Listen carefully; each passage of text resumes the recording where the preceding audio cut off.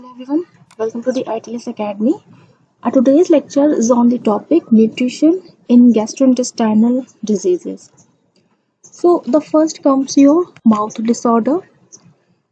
In this, the injury or diseases in mouth includes your lips, oral cavity, tongue, nasopharynx, and can rapidly compromise nutritional status by inhibiting eating and drinking.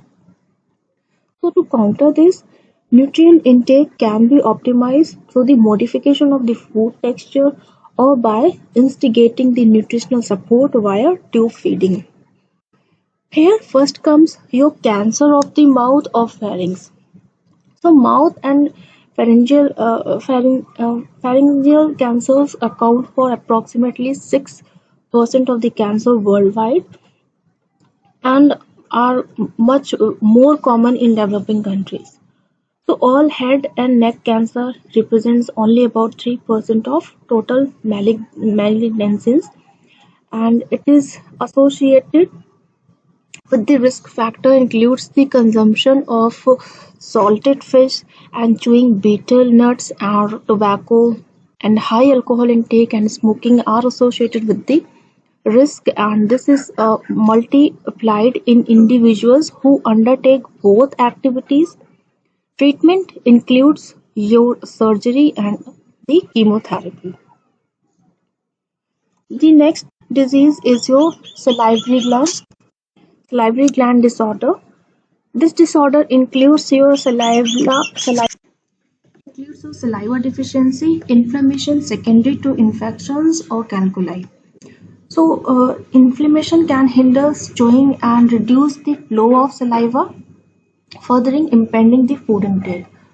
The treatment of the underlying condition is required and the nutrient intake should be supported by the providing moist food that requires little chewing, and xerostomia related to lack of saliva is also associated with the Sjogren's syndrome and diabetes mellitus, and taking the anticholinergic, antihistaminic and decongestant substituent are available on prescription as gel or spray. Next is lastly is your jaw wiring. It is the fixation of maxilla or mandible may be by undertaken following a fractured jaw or oral surgery or in the relatively through the treatment of obesity. So the procedure may accompany a complex maxillofacial surgery in the presence of uh, severe trauma, or may be relatively straightforward in elective jaw wiring for obesity.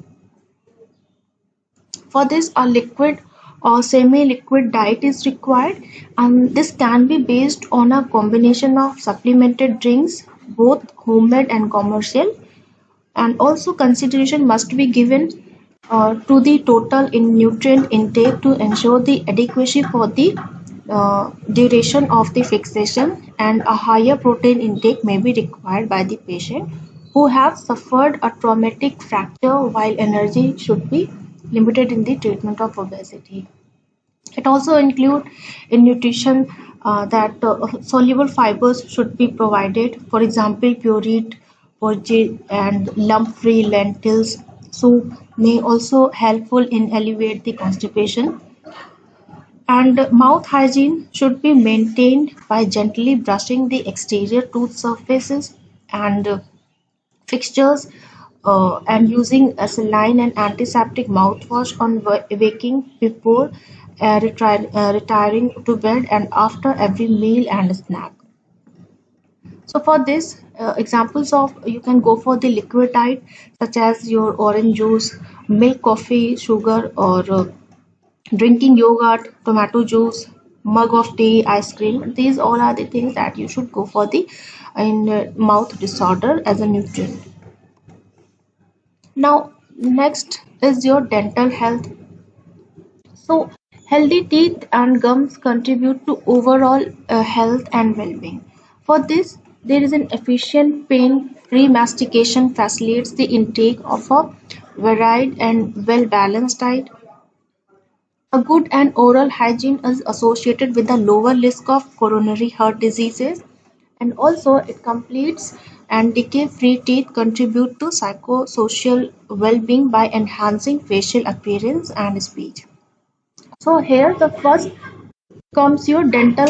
The dental caries is nothing but the cavities or tooth decay, and these are the holes in the structure of the tooth. So they are pathogen. Let's talk about the prevalence. Generally, up to 37 to 12% of the population is suffering from this dental cavity problem. And if we talk about the pathogenesis, then bacteria living in the dental plaque ferment the dietary carbohydrate into the acid, which as a result dematerialize the tooth enamels and initiating the karyogenic process. The pH of the mouth determines the extent of decay, as this only takes place if greater than 5.7 pH. So for this, you can take the preventions in addition to reducing the plague bacteria by regular brushing and flossing and regular dental visit. Dietary prevention includes the minimizing effect of fermentable carbohydrate, and also if you maximize the oral care, then there also are chances to get rid of your dental cavities and fermentation of the carbohydrate. Next come your problem of dental erosion.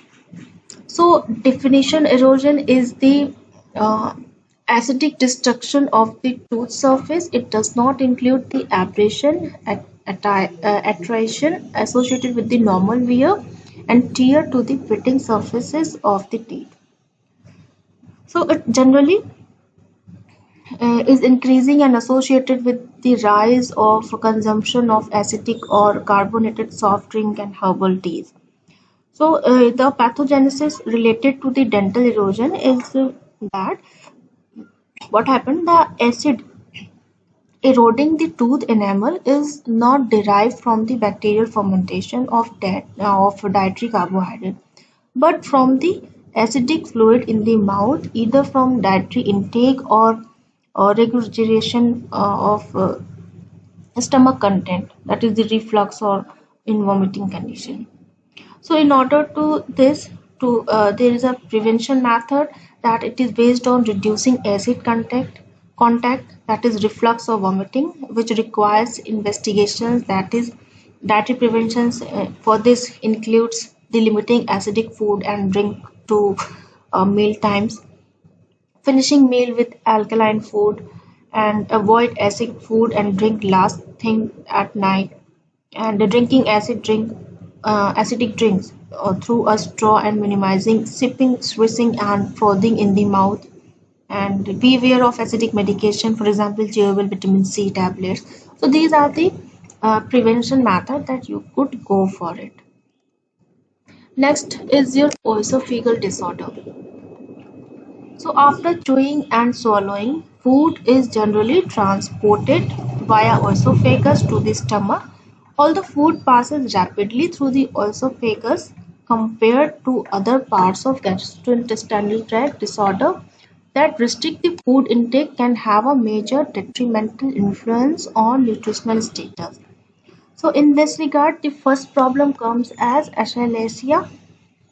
Achalasia is leads to the food being retained in the esophagus due to reduced peristalsis and incomplete opening of the lower esophageal sphincter. For this, the treatment includes a balloon dilation, surgery, or injection of botulinum toxin to relax the sphincter.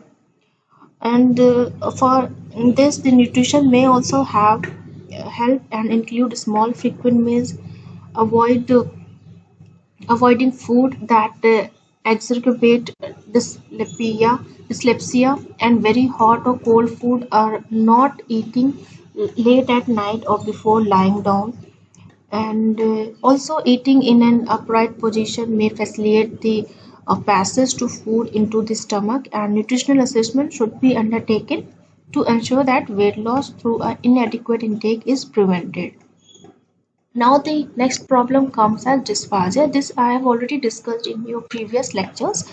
So again, let me tell you in brief that dysphagia is generally the discomfort, difficulty, or pain when swallowing. It's a common esophageal disorder.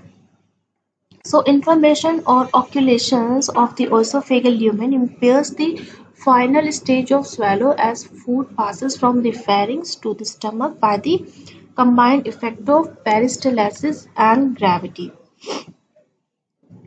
So what happens? The patient with esophageal dysphagia are less at risk from aspirating food or liquid into the respiratory tract than those with dysphagia secondary to stroke, where the oral and pharyngeal stage of swallow may be impaired.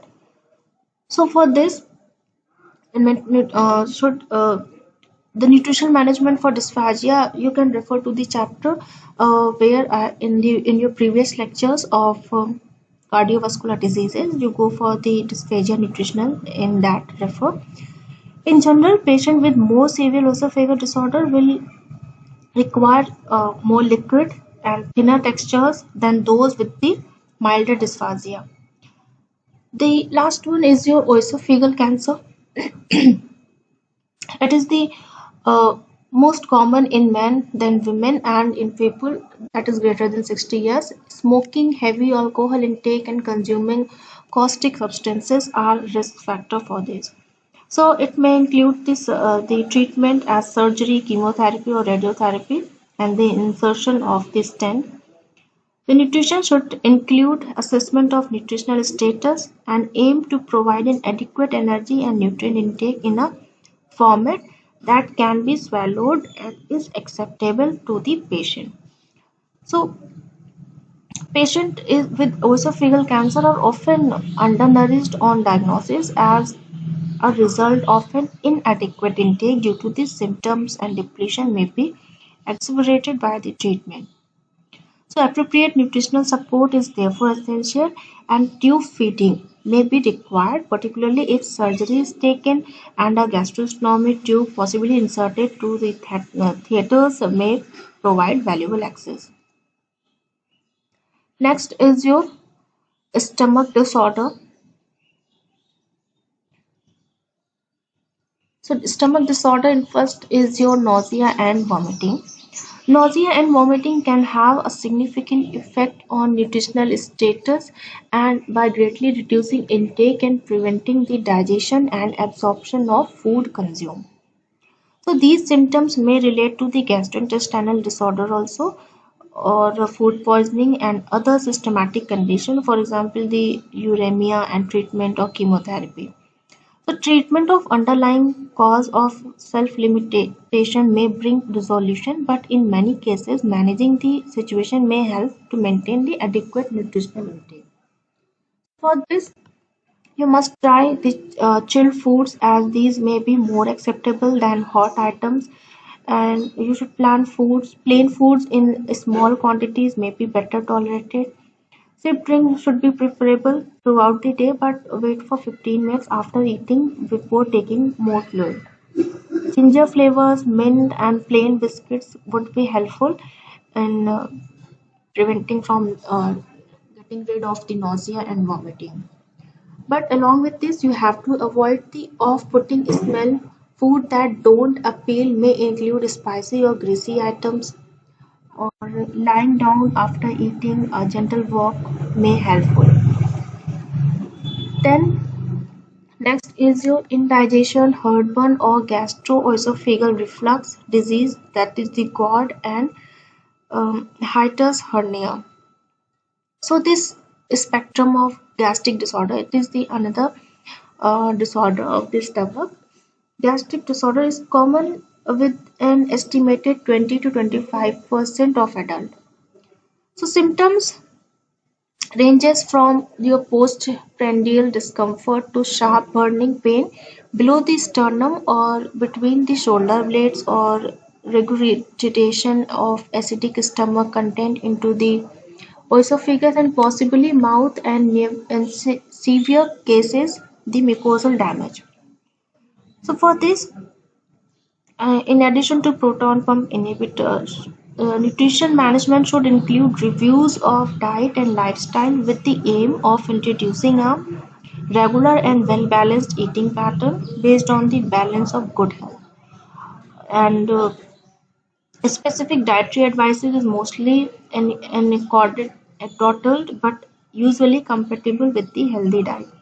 So practical suggestion about eating that includes small regular meals in place of occasional large meals. You should eat earlier in the evening and avoid late night meal. Then comes your next disease or next disorder is gastritic and peptic ulcer. So in gastritic is the inflammation of mucosal surface of the stomach. It can range from mild as asymptomatic form to severe ulceration, which if untreated may lead to perforation. So in this, what happened? Peptic ulcer includes lesions in the stomach and duodenum, and about 80% of gastric and peptic ulcers are associated with Helicobacter pylori infection. But a high intake of alcohol and non-steroidal anti-inflammatory drugs is also implicated. For this, the symptoms same as you feel the nausea, vomiting, and pain. So in severe case, the treatment, the nutrition of patient may have no desire to eat, and resting the stomach from food for 1 to 2 days may help in alleviating the pain, and adequate fluid including the sugar and electrolyte will minimize the risk of dehydration. So nutrient intake should be gradually increases over 1 to 3 days by providing other nourishing fluid and then bland and non-irritating foods. So by this you can get rid of these gastritic and peptic ulcers. Now comes your small intestine disorders. So the small intestine comprises of approx 7 meter of the gastrointestinal tract running from the pyloric sphincter of the stomach to the ileocecal wall and comprises of duodenum, jejunum and ileum. Disorders, its main function is to digest and absorb energy, nutrients and water from the partially digested food passing through its lumen. So as a consequence, any disorder of the small intestine that result in impaired function will potentially have a significant influence on absorption and therefore on your nutritional status. So the main disorders with nutritional implications include firstly your malabsorption, including your steatorrhea and lactose intolerance, inflammatory bowel disease, the colic disease, intestinal failure, and short bowel syndrome, and fistula. So for the first is your malabsorption. In malabsorption, the main symptoms you come across is through the diarrhea, abdominal distension, flatulence due to the intestinal gas production, weight loss. For this, the treatment is the underlying cause of malabsorption should be treated where as possible. For example, treating infection, prescribing pancreatic lipase in insufficiency, avoiding gluten in celiac disease, and if cannot be done, the effect of malabsorption can be partially uh, ameliorated through dietary manipulation. So for this, the nutrient management, what do that for according to nutrient management, individual patient should be assessed and advised by a dietitian with the expertise in treating the patient with malabsorption. And also there should be a consideration must be given to the cause of malabsorption in order to identify the specific section of the small intestine that is affected and thus which nutrients are likely to be uh, inadequately absorbed, and the consequences of inadequate absorption of some specific nutrient, for example fat, lactose, must be considered as this will result in generalized malabsorption of most other nutrients because effects of interaction with other unabsorbed component or bacterial actions. Next is your lactose intolerance. So in lactose intolerance, the insufficiency of lactase is most common cause of carbohydrate-related malabsorption. Primary, it is due to the autosomal recessive disorder where the lactase production is normal in children that is greater than 4 years but less than 4 years, sorry, but decline in older children and are adult leading to lactose intolerance. So if we talk about the secondary, then due to loss of lactase production as a result of damage to the intestinal villi, often after infection, this usually temporary and lactase production may slowly resume spontaneously when damage is resolved. So for the this is based on low lactose or nutritional management for this is the uh, low lactose or lactase free diet is required, and this is relatively straightforward in adult and older children, providing that the rest of the diet includes sufficient variety of meat, all the nutrient needs including the calcium, and more expertise is required to plan a regime for infant and younger children because of the importance of nutritional role milk usually play to ensure that their intake is sufficiently free from lactose and yet remains otherwise nutritionally adequate. So the food usually that is free from lactose, you can go for the soya milk, rice milk drink, or bread made without milk, breakfast cereal made without milk, or margarines without whey, or all fresh fruits, vegetables, cooked fruit, vegetables made without milk products, and all fresh cooked plain meat and fish. These are all the things so that is the food usually free from the lactose and can be easily given. Next is your inflammatory bowel diseases. So inflammatory bowel disease is includes two major disorders, that is the Crohn's disorder and ulcerative colitis, which both involves the chromatic inflammation of gastrointestinal tract and sometimes with acute episodes. So inflammatory bowel disease should not be confused with the irritable bowel syndrome. In Crohn's disease, if we talk about the, it is the uh, generally it is less common, and inflammations can affect any part of the gastrointestinal tract in this, but is most common in ileocecal region of the small intestine of the colon. So abdominal pain and diarrhea are the main symptoms, main features of this Crohn's disease, and recurrent episodes of inflammation lead to deep ulceration and strictures and fistula. Surgical resection may be required in sometimes, and patients often lose weight and feel very unwell. So for this nutrition management, what is performed in this? The first is assessment of the patient is done. Therefore, a registered dietitian with inflammatory bowel disease expertise should undertake a nutritional assessment and provide individual advice. Weight should be monitored and vitamin B12 status should be measured annually in patient with ileal CD, and patients with CD are often un, means patient with the Crohn's disease are often undernourished as a result of inadequate intake and results in increased loss through malabsorption. So nutritional support is a high priority and should be an integral part of the management. Those most likely to require nutritional support includes children, adolescents, and patients with the existing undernutrition and those with the exacerbations of symptoms, partial obstruction or recovery from the surgery. The oral nutrition supplement should be offered if sufficient food is consumed, and most commercially product are low in lactose are acceptable even if to secondary lactose intolerance is suspected. Standard micronutrient supplement should be also be given. Next is your disorders that is related to the colon.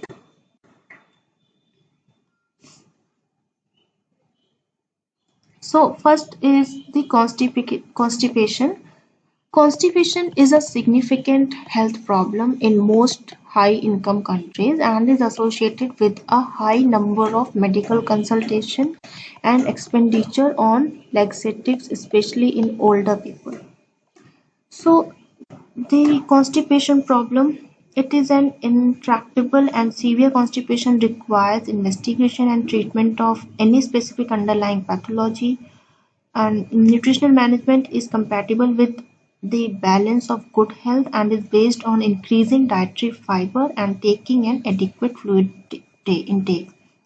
So in this condition, you have to change to whole grain bread, gradually increases daily intake to 200 gram. You should take a large bowlful of whole grain cereals daily, increase fruit and vegetables intake, and this is equivalent to 5 portions per day. Try whole grain rice and pasta as alternative to white varieties, and should include nuts, beans, and pulses in your diet. Next is your diverticular diseases.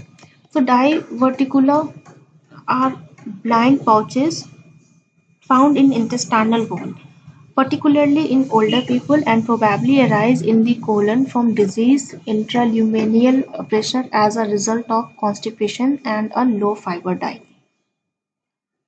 In themselves, diverticula are not considered pathological, but with a continued low fiber diet may become inflamed and infected, resulting the diverticulitis.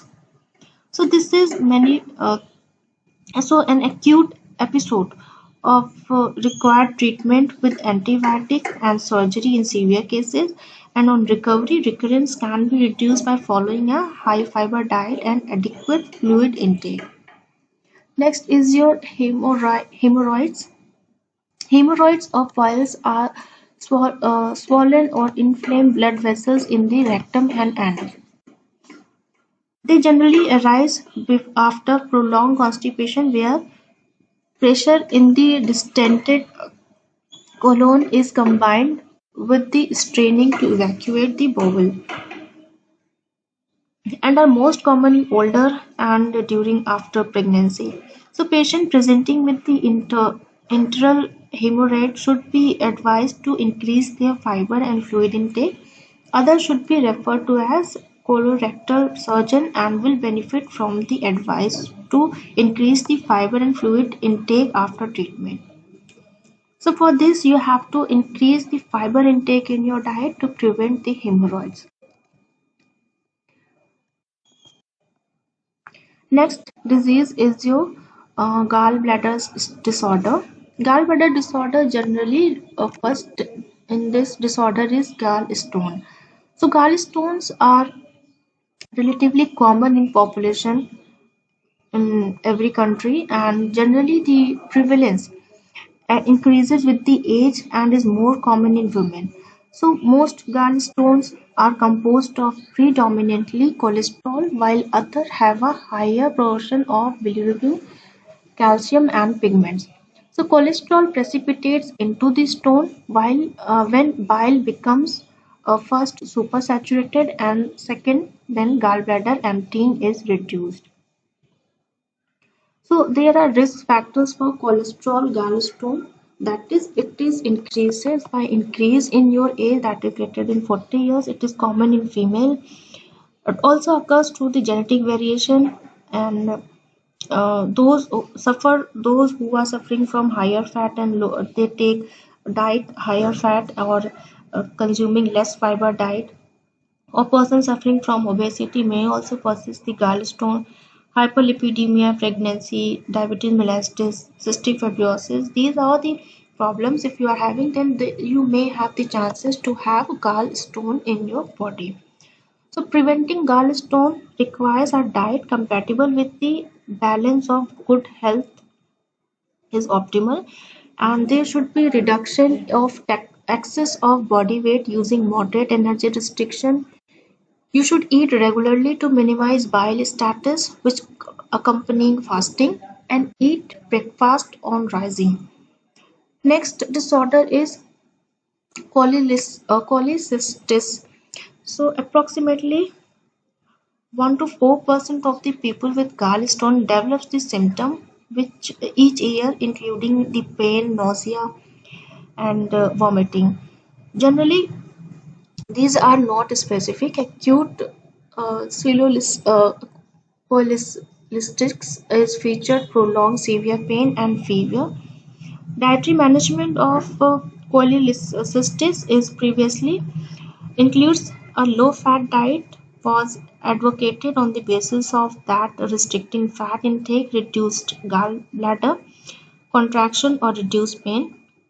However, the gallbladder is known as to contract in response of the oral intake of most nutrient and also in anticipation of intake.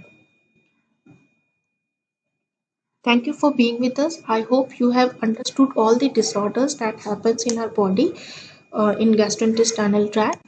For more information related to this, you can log on to our website www.itlsacademy.com and register yourself.